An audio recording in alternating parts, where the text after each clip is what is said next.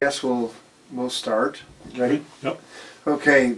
It is Friday, June 28th. This is an interview with George Swoboda at the Cambridge Public Library, Cambridge, New York, 9 o'clock a.m. I guess the interviewer is Michael Russert. Could you tell me the name, your full name, your date of birth and place of birth, please? George Edward Swoboda. I was born in Athens, Wisconsin on December 15, 1925. Okay, what was your pre-war education? High school. I was a high school graduate.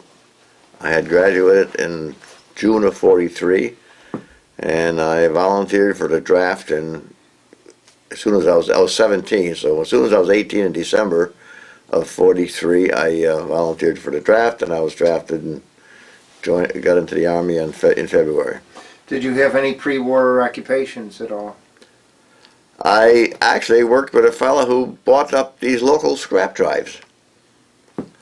The towns would collect every kind of metal and every bit of scrap that could be collected. It'd be huge piles, and the fellow I worked for had trucks, and a bunch of us fellows would sort this stuff, load it, and haul it over to the scrap place, because that was a patriotic thing at the time, and it was a few dollars for us, and we were young.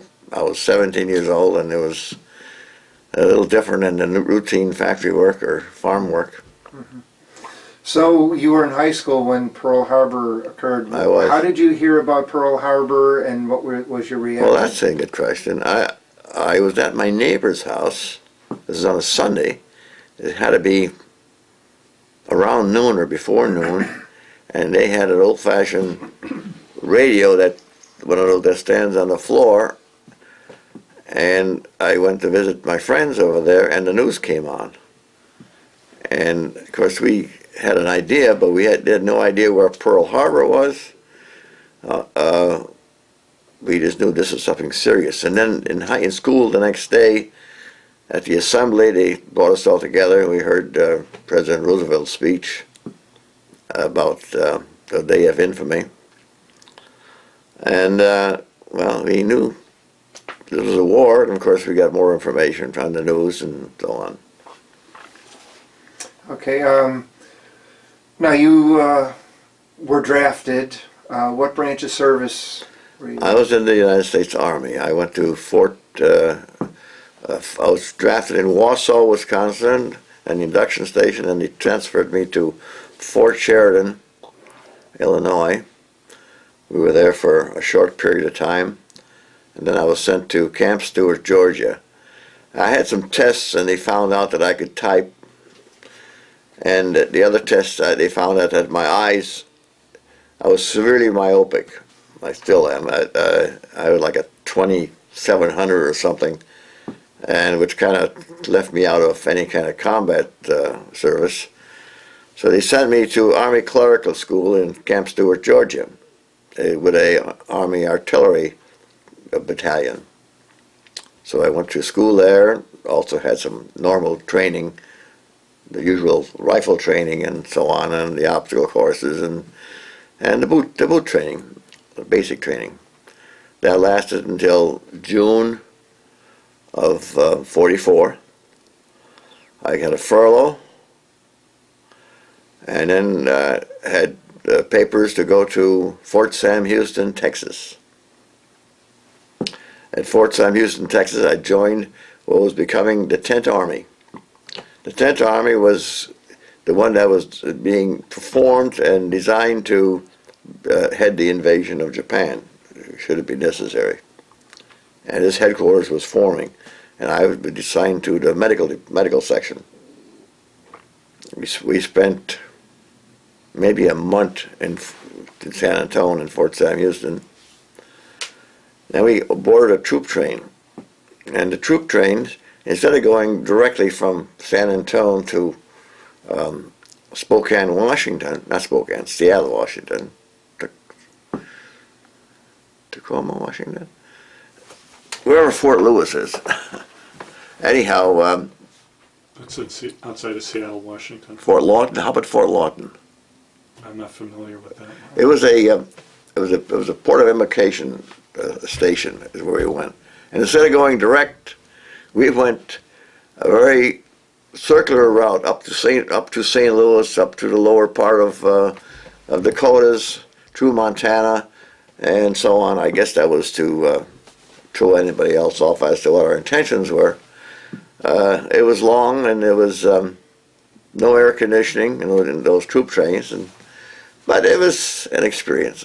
I was an 18-year-old, and this was a great. To tell you the truth, this was a real adventure for a young guy. It really was. In fact, the whole thing was an adventure, which I know a lot of people who lost people and who got wounded didn't think much of an adventure. For me, not getting hurt at all, it was a great adventure. The whole thing, a great experience. Was this your first time away from home for an extended period? No, I was a traveling person. My father died when I was fairly young, and it was only my mother, and my sisters were working, and brothers were working in Chicago. And if you were in a small town in Wisconsin where the lumber industry was just dying and there was only dairy, if you didn't want to be a farmer, you had to get out of town to get any kind of work, and that's where they all went. So I hopped the bus sometimes and went to Chicago, and I was probably pretty young to be doing those things, but it was only my mother, and I guess at that age your mothers don't know very much, and I kind of just went. So I was adventurous anyhow. So we got to Washington, Fort Lawton it was, Fort Lawton. I boarded a troop ship to go to Hawaii, and Puget Sound was pretty rough. A lot of people got sick. Oh, there were so many seasick people, it was awful. I can tell you some horrible stories about people throwing up in other people's shoes and all over the ladders, the stairways. Oh, awful. Did you get seasick, or were you? I got, yes, a little. I was able to get over the side though with it. But there were some that were really bad. We got to Hawaii, of course. There we pulled into Pearl Harbor, and you could still see the ships underneath the water and all that business. It wasn't that, they hadn't repaired anything yet. And he put us on a little narrow gauge railroad that took us to Schofield Barracks, which is the long-time camp in the island of Oahu.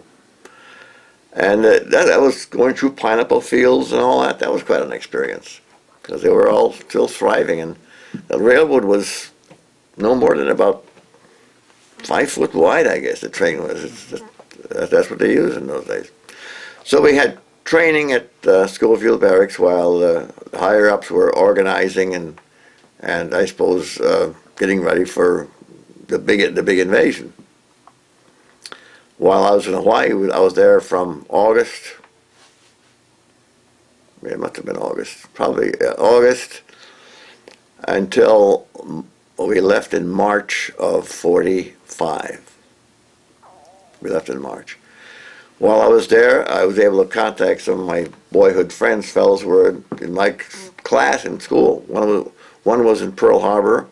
One was in the 7th Infantry Division, which had just come back from terrible battles, and I forget which battle they were in at that time, but Tarawa or one of those terrible battles. 7th Infantry Division was in a lot of terrible battles, and he was in there, and so I visited him.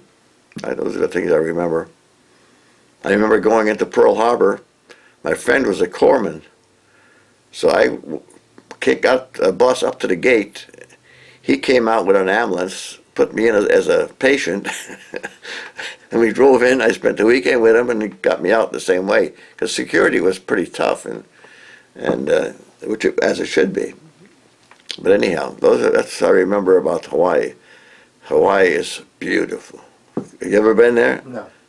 Go. It is. You won't want to come back. It's gorgeous. Have you been back since then? No, I have not. We talked about it, but I have not been back since then. No. So I was in the medical section in Army headquarters. While I was overseas, while I was there, I got word that my mother passed away, and that was a bad moment of my life, because I got annoyed at the Red Cross, because they apparently the telegram had sat in our file for 2 or 3 days, and by the time they let me know, it was too late to go home for any kind of funeral. The Army did give me 4 days of R&R at the island of Hawaii. So I got to go to Hilo, got up to the camp they had up by the volcano, by that extinct volcano, and I got to see that. So that was interesting. Then come March, we go. Meantime, we had jungle training and the usual stuff you get in preparation for going further into combat. The troop ship that we took left in March, early March. It went from Hawaii to Eniwetok. We stayed aboard. We formed up with some ships. That group moved on to Ulithi, which is an island that's about this much above water. There's not much there. And we formed up there. We got there, we had a lot of ships. And we were in Ulithi on April 1st when the advanced people landed on Okinawa. The Battle of Okinawa, they landed on April 1st.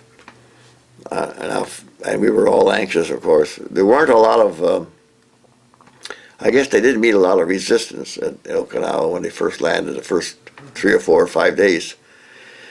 Well, we moved on to Okinawa, and we zigzagged, and we got into the harbor there, and we got there on the 10th.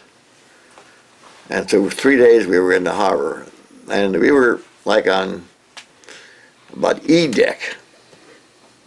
And while we were in the harbor, of course, we were being raided by the Japanese kamikazes in those planes constantly. We could hear the thumping of the guns, the few guns that we had on this troop ship. We could hear that from the deck we were below. Now those decks were like, there was about 18 inches between cots and about 2 feet between aisles, and every deck had, I don't know, 75 or more people on it with our rifles and luggage and duffel bags and all that.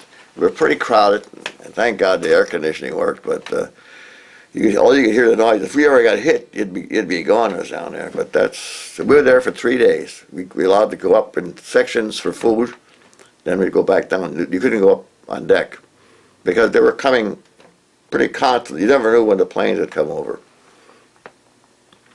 So on the 13th, they finally decided to land us, and we went down the side, and we got on these boats, and they circled and all that stuff. And on shore, there really was no resistance. There was one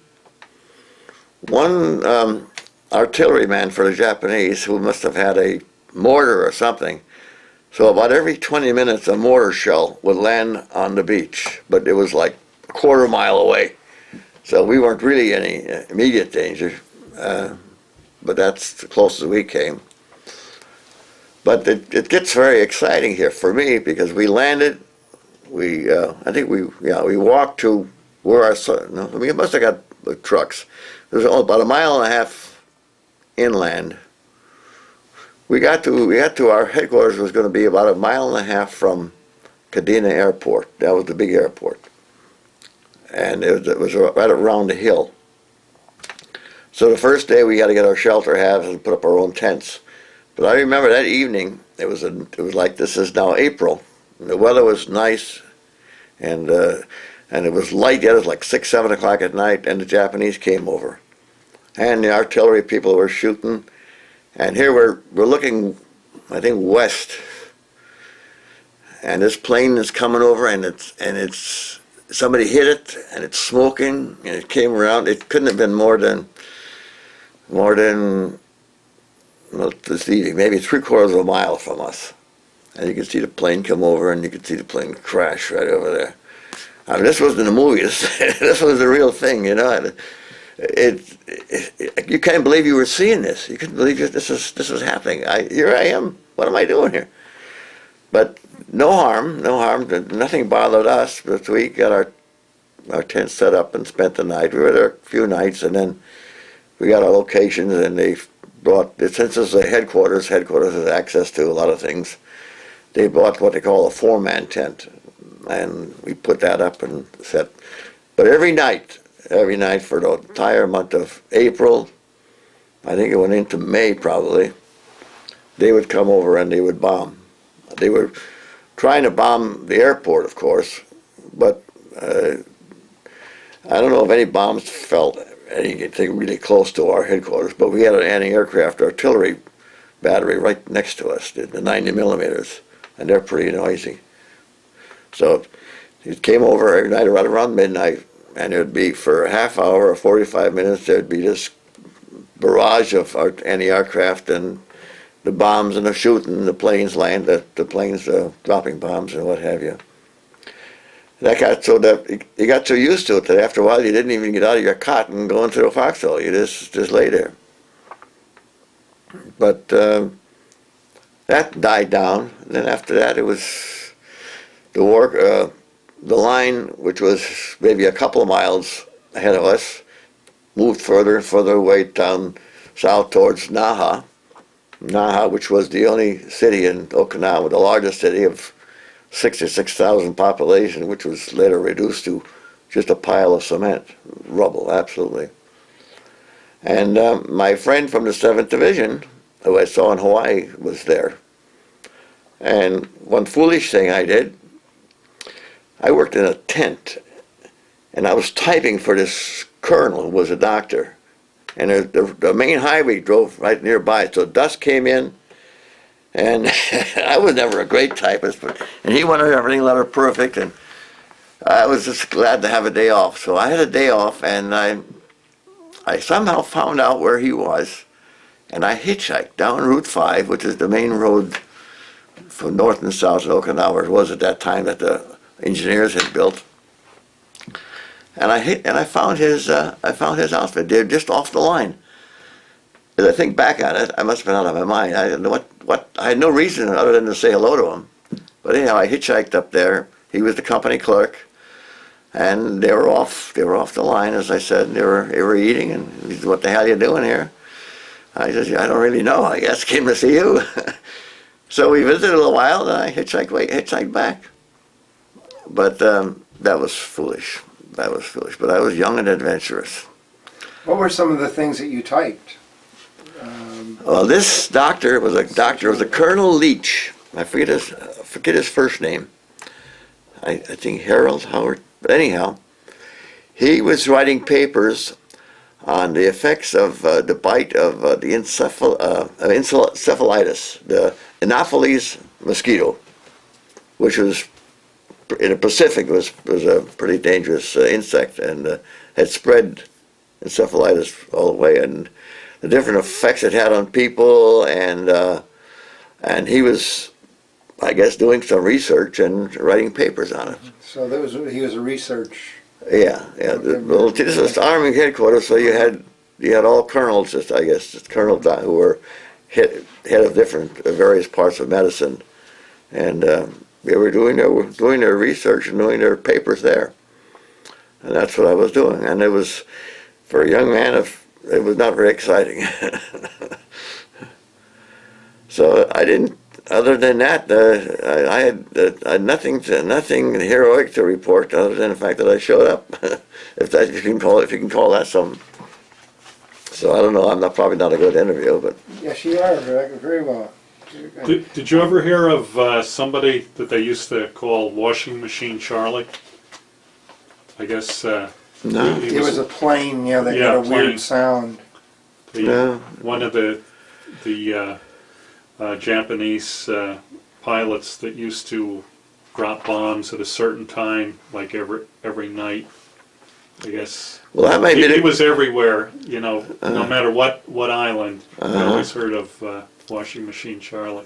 Well, I don't remember that name, but I do remember that right around midnight every night for that period of time that they came over. Now, you mentioned here about in your form about the typhoons. Oh yeah. Well, time went on, and then it got around August. Well, here's the part that's interesting that you might find interesting. In August, we had this typhoon, and there's 200 and some miles an hour winds, and I understand there were ships blown right up on shore, an APA, which is a large troop ship, just washed up on shore. We were in this tents around this hill, and we had the Okinawan people had homes that wooden homes that were all abandoned and so on. Well, so the CBs and the engineers were taking them down, so we were able to get a bunch of their timbers, which were all interlocked, no screws or nails with wooden pegs and so on. So we got those and we made a platform and we anchored our tent to it, which is, thank God we did. The typhoon came, that went on for like 2 or 3 days, and the wind was just tremendous, tremendous wind. We just stayed in our tent. It was no real, didn't blow away. We were anchored good. We made sure it was down. So not, other than that the wind was so terrible, not too much happened to us. So we were in particular shape. But not too long after that, well, see, then the war ended in August. And then early in September, there was a group from our headquarters was going to be sent to an island called Tokunashima, which is part of the Ryukyus group. And on that island there was a garrison of Japanese troops, 5,000 troops. And this group, my colonel, and I don't know, I guess there was 5 or 6 officers and 10 or 11 enlisted men. And I was selected to go with this colonel. And they flew us, and this was going to comprise the surrender party for that Japanese garrison. The main surrender had long been gone, but there were these islands, individual islands that had Japanese garrisons on that somebody had to accept their surrender. So they put us in a DC-3, I guess. At that time they called them C-47s, that's what they were. And they flew us to Tokunashima, which was like 250 miles from Okinawa, from the island of Okinawa. We landed, the plane hit a hole, a bomb crater, and twisted around, but no harm. And we got out of the plane, and we're looking there's all these Japanese people, soldiers, military people. So, but we got out, they put us in trucks, and we get over there, and the officers had to exchange their usual courtesies and so on. And they put us enlisted. The officers rode in cars or in small trucks. And we got in the regular large truck. And on both sides of the road, they were going to take us up to an officers' rest and relaxation camp up in the mountains, or a ways away. Yeah, it was mountainous. But on both sides of the road, this was kind of strange for us. On both sides of the road, there was a Japanese soldier lined up all the way for the first couple of miles. And we were sitting in the truck and looking at each other and say, hope they know they surrendered. I hope they realize that. But then, yeah, we got to this place, and because it was interesting to see, we were their guests, so we watched them do the things which they were going to do. Now, we did have some people that set up a little kitchen for us, but we ate their food, and they treated us very nicely. And the first day, one of our people was trying to light kind of a stove and exploded, and so we had some minor problems there. And that we had some people with some third-degree burns, and we had a radio to the mainland and get a plane to come in, and for some reason it wasn't coming right away. But so we got through that, and then about we were there probably 6 or 7 days. About the second or third day, we had a typhoon. And this is a terrible typhoon, and it just blew everything all over the place. And but we managed to stay in our tents, but it wiped a lot of stuff out around in the area, on the island. A lot of the natives there had their stuff blown away, and it must have lasted a couple of days. And while we were there, a P-51 pilot had made an emergency landing on the local airport, and he needed help. So the people that were with us went out and got him and brought him up, and we treated him. We had, you know what nisi are? We had some nisi with us. And, Well, why don't you explain what they are? So, well, nisi were the Japanese Americans who had been recruited, and they joined a special force, a special group with the American Army to just help out in many, many situations over there. They knew the language. I guess that's why they were with us, because they could speak Japanese. They were Japanese Americans. And they were very helpful when these people had these accidents, the one with the gas tank blowing up, and the pilot from the P-51. They were so proficient in treating, taking care of, and handling the emergency. They impressed everybody. They were great. So we're in Japanese tents with a Japanese soldier stationed outside, and we got friendly with them.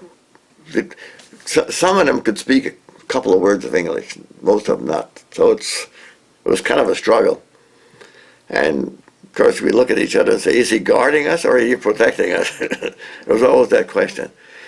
Well, right after the storm, these people were I don't know if they were still out there or what, but somehow we had a Jeep, and one of our sergeants and 4 or 5 of us got a hold of that Jeep and decided to explore the island. We got down to one spot. This is like late in the afternoon, middle of the afternoon. And we found this building with some women out in front. So we went in and checked that out. Well, we soon found out what that was. Those were working girls. And God, what squalid conditions they were in. It was terrible. Mud floor, simple, what they have, kind of like a mattress that they put I don't know what they call it, like a quilt or something that they put on the floor, and that was where they were active. now were they brought there by the Japanese Army? They were, well, I say that, I'm not sure. I'm assuming they were. I don't know that they were natives. The Japanese Army was famous for doing that, so I'm assuming that's what happened. But then we left. Nobody stayed. We continued our journey, and there's some strange things that happened. We took the outer road along the outside of the island, and we said, well, this road goes, according to our map, goes all the way around. We'll go around, we'll come back. And we're going along, and from time to time you would hear the sound of a horn. Not a car horn, but like a ram's horn maybe. Oh. And it got dark. We got to this place in the road where the bridge was washed out. And we were deciding what to do. And pretty soon, from out of the darkness, came all these people. This is like 7 o'clock, 8 o'clock at night now. It's dark. They came out and they pushed us across the water, across the little brooklet, and onto the next road. And we thanked them, and none of them spoke English. They just went out and helped us across, which we thought was kind of nice. We kept on going. We got to a village, a walled village. And we stopped to see what's going on there. And we got in, and there's some kind of a celebration going on. And now the moon is shining. Now it's maybe 9 o'clock at night, something like that. And I'm trying to remember, did we have a Japanese soldier with us or didn't we? Somehow we were able to communicate. I guess maybe somebody spoke English. I don't remember that exactly. But we stayed here a while, and they brought us food, and we watched some of their dancing, which they have that Oriental type music, and we just were amazed. We just were amazed and said, well, I guess we better get back. And I don't remember who told us how to get back. I guess we must have retraced our steps or something. And that was it. We went back home and back to the tent, and somebody even said something the next day about where were you guys with the Jeep? It's unauthorized and so on, but nothing. That was okay. It was a weird adventure. I wish I had somebody with me who could verify what I saw, and if we had taken pictures or something. That was a weird adventure. So that was it. Then we went back, and I didn't do anything beyond that. Since the war was over. Could I ask you two things? Sure. Go back. First of all, the Japanese flag, your Dodeni, how did you obtain that and where? Well, we were headquarters, and there were all those troops coming back, and what you did is you bought it. Mm-hmm. Yeah, I bought a rifle, and I bought that. Yeah. Where in Okinawa? Okinawa, yeah. How about the atomic bomb? What was your reaction? How did you hear about that, and what was your reaction to that? Well, we got it on the news. And we were all in favor of it. Everybody that I know about, we said, well, good, that shouldn't last too long now, and so on. One of the tragic things, though, is that, you waited and waited, and finally the news came. And when the news came, what's so tragic is that the people on the ships, the people on shore, everybody started firing guns. I understand 30 people got killed that night, just by wild shooting. So people drank their alcohol drinks that they made. You take marmalade and you add sugar and you put it in the foxhole and let it sit there for, I don't know, it's supposed to be 30 days or something like that, but they never waited that long. And it was very potent alcohol. And they drank that stuff, and they were climbing trees, and they were wild. They were wild, and there was a lot of wild shooting going on. That was too bad. But after that, the place started emptying out rapidly. Our officers got transferred back. Of course, there's no need for the 10th Army then anymore. The 10th Army, I said, was going to be the headquarters for the landing of. We had General Stilwell. No, excuse me. We had Buckner. We had General Buckner, who was called General Killjaps Buckner. He was our general. Then he got killed on Okinawa. And then after that, we had Vinegar Joe Stilwell, we didn't see very hardly at all. And but everybody left after the war. After the war ended, and so we just kind of floated around the island. We've got a vehicle that we were able to drive around, but that got boring, and so we finally said, I and this other fellow said, well, as long as we're out here and government paid for it, why don't we go see the rest of something else? So we volunteered to go to Japan. Might as well do that before we go home. Army being what it is, we went to Korea. So around Thanksgiving, and the war ended in August, so we're fooling around there for 2 or 3 months. This place would close, you get your food over there, we still kept our same tent, and it was like everybody abandoning ship, everybody leaving. I'd be glad to get home, So we got on an LST from Okinawa to Incheon, which is the port there is in Korea. And we hit another storm with the LST, and they had some tanks and some trucks on it. And it was very scary because they're a flat-bottom ship, and they aren't made to take violent storms. And we were nervous for a while because those trucks and so on were creaking in the chains, and we thought they were going to come loose, and well, nothing happened. But it was only a few days trip. And we got into the harbor there, and what interested us there was these little people with their boats with the little thing in the back. That's how they paddle it. And what they would have on it would be firewood, because there's a real shortage of firewood in Seoul. There was at the time, fuel in general. And they would go to these little islands in the harbor and get what wood they could and bring it back so they had something to burn. You could smell the country. As you approached the harbor, you could smell a distinct odor. And it was because they used human manure to fertilize their fields in Korea. Or they did at that time, anyhow. Then there's the usual wait, and we land, and we get to go to Seoul. and they put us where we were going to be barracked is in what used to be it was their National Museum of something. I'm not sure what they stored there, but it was in a museum is where they put us. The museum was located right behind, shortly behind the National Capitol building in Seoul. It's a big, white, beautiful building. And they were assigning me to military government. I was going to be a clerk in the personnel section of military government. This museum was, as you can imagine, with the walkway, a high 30-foot ceiling with a walkway around it and so on. Bathrooms and all that. The only heat we had in there was a little round stove.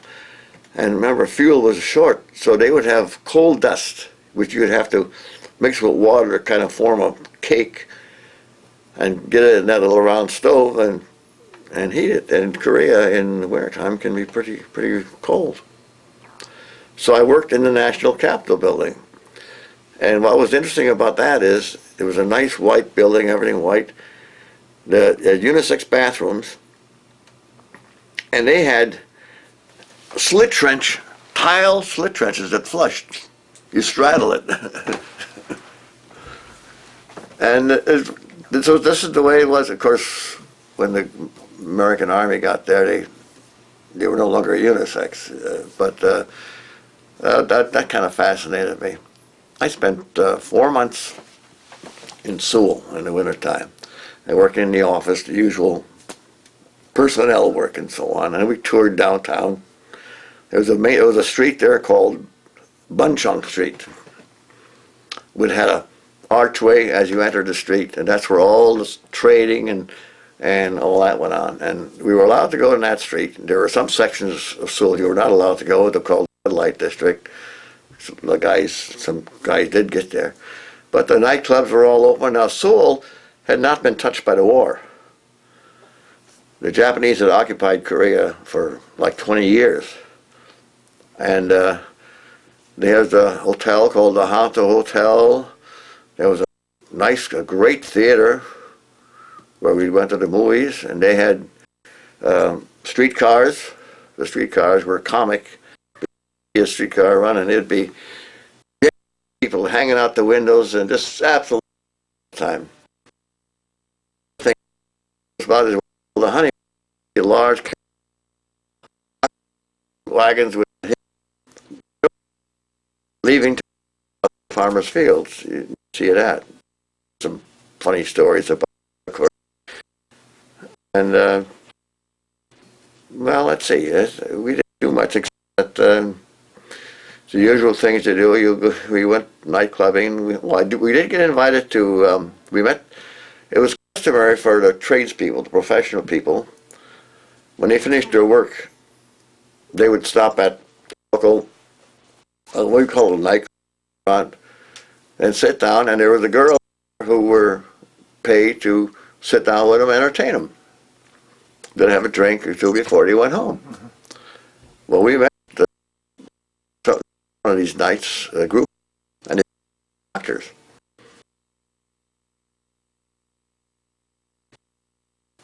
A couple of drinks, and one was educated in San Francisco, another one had been some time, so there was some English.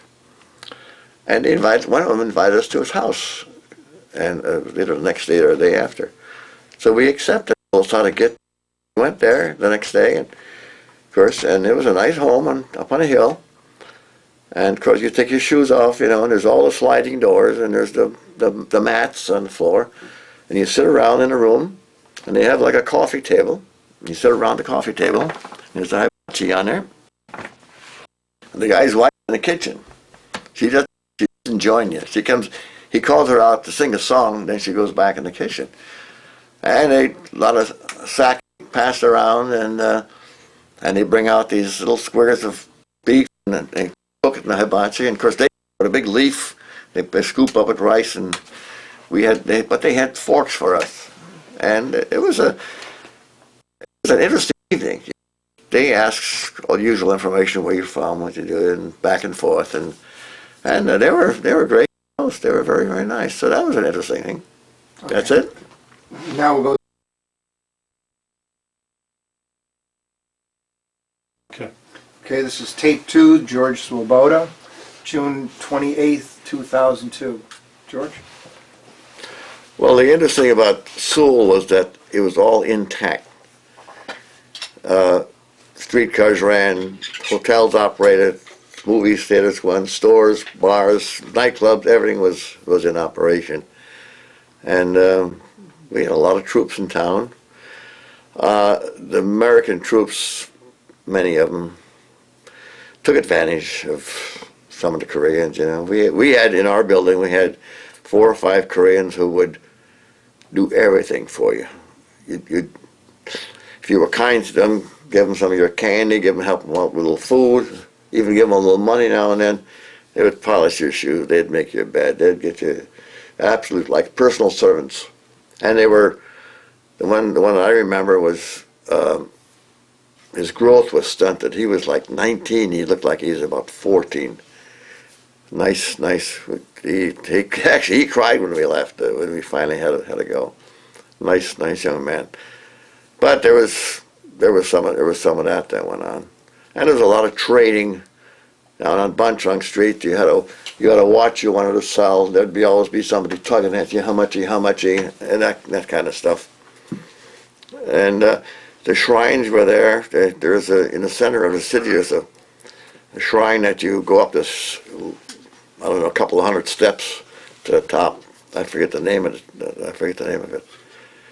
The local theater, which was right on the main drag, had super acoustics. You could sit any place in there, and you'd be impressed with the sound, the value, the quality of the sound that you got. So that was good. But we spent 4 interesting months in Korea. We had the snow, and we had vehicles. We had access to vehicles. So rules were pretty lax. Rules were fairly lax. They were not unreasonable, but they were fairly lax. You could always request a vehicle and get to ride downtown and go do something and go someplace. So that wasn't bad. Some of the guys even got to go hunting, because as you went north in the hills, there was pheasant and there was deer, and a couple of hunters got to do that. When did you leave Korea? I left there in again, early March. And it took a month. It took a month to get to San Francisco on a troop ship. There was 2,500 people on, and we were quarantined in the harbor because somebody thought there might be smallpox. So we spent 3 extra days in the harbor right near Alcatraz. We went underneath the bridge and just beyond the Alcatraz Island. I remember we could see it no more than 3/4 of a mile away, maybe. And we just stayed on the ship, and then finally we landed, and they put us on. We went on a ferry, I guess. We went to a place called Camp Stoneman. Camp Stoneman was the reception center for returning people at that time. Camp Stoneman, we were processed, not much happened. Then put on trains, in my case, back to Camp McCoy in Wisconsin, Sparta, Wisconsin.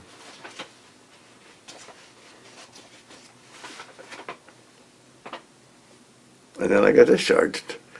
Okay. I went home, and of course my mother had passed away, so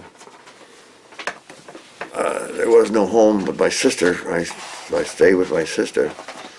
So I didn't have the usual welcome home so I had to find a place to sleep the first night I got in town. I did, with some friends. And I met my sister, came to town the next day. So I stayed there for a couple of months. Couldn't do that forever. She had her own family and so on. And I took off and went to Indiana, worked for a while there, joined a magazine crew for a couple of months. Then I joined the Coast Guard. I went back up to Wisconsin, Then I got back as far as I left there, went back as far as Milwaukee, and there I needed a job, so we said, let's try the ore boats.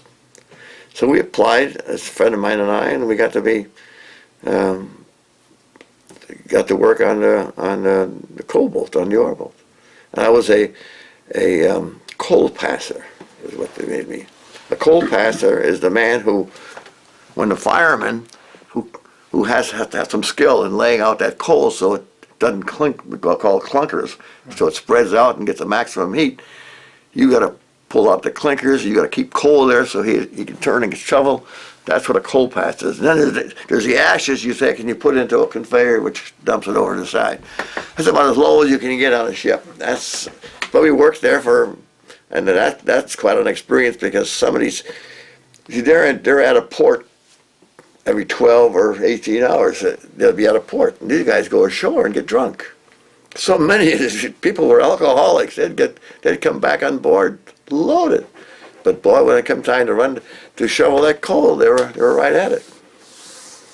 Well, we did this for I did this for November, all of November, half of October, and all of November, and all of December. Well, the middle of December. Well, got to be the end of November, and our fireman went out and got drunk and didn't come back. So suddenly, we were made firemen. And the ship had to get from Toledo to Milwaukee. It got there, but thank God he put me with a fireman that knew what he was doing. So we did that. And then in the Great Lakes, many years the Great Lakes freeze over. So the Milwaukee and Chicago, Milwaukee particularly, is where a lot of these ships, what they lay up the ship. The ship anchors, and everything's gone over, all the valves and all the machinery, everything's clean, the boilers are clean, and I got to work there for December until it was all done. And then I went to my sister's for Christmas, and that was the end of that. That was the end of my Coast Guard experience. Then it goes on and on and on, but nothing to do with the war. When did you get married? I got married in New York in 1950, and October 7th. I did other things in between time. I ran a bar, and I had an ice cream route, and then I worked for the county clerk in Langley County, Wisconsin. I worked there for 18 months. I came to New York for my brother's wedding. My brother, meantime, had been a crew chief in the Air Corps for 5 years, never left the States. So he went to school and became a authorized engine mechanic and airplane mechanic. So he went, at that time there was a lot of flight schools all over the country. And he worked on one of those, and then he in New York he had met this girl, so one thing, he got married, and I was to be his best man. I left Wisconsin, went to the wedding. I met my wife at the wedding. I went back to Wisconsin, and 2 weeks later quit my job and came to New York. That's a true story. And found a job in New York and have lived happily ever after. How many children do you have? 3.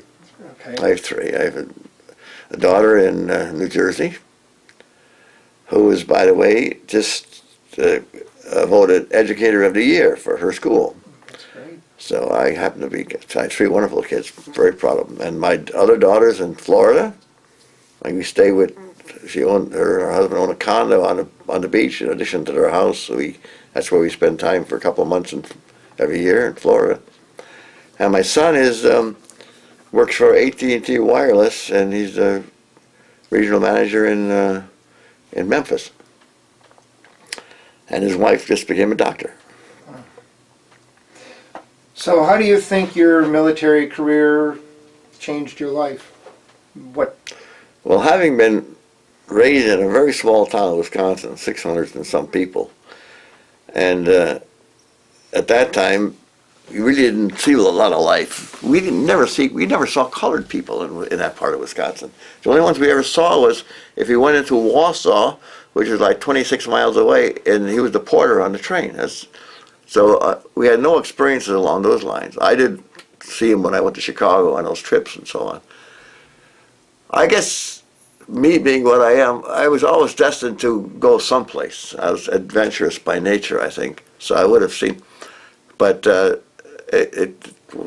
probably the best thing ever happened to me is just to get out and see the world, because I was determined to see it anyhow. I probably wouldn't have seen that much of it. It hadn't, and as I said, since I didn't get hurt, and I never felt I was really terribly in harm's way.